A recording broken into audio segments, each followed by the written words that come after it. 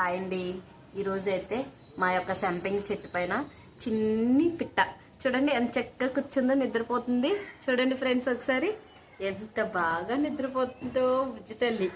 నాకు చూస్తుంటే చాలా ఆనందంగా ఉందండి. ఇలా ఎప్పుడు చూడలేదు నేను. ఇదైతే మొదటిసారి మా సంపింగ్ చెట్టు పైన ఇలా చిన్న పక్షి వచ్చి ఇలా నిద్రపోవడం చాలా ఆనందంగా ఉందండి. ఒకసారి చూసి మీకు నచ్చితే కనుక లైక్ చేసి, షేర్ చేసి, సబ్స్క్రైబ్ చేయండి ప్లీజ్ అండి.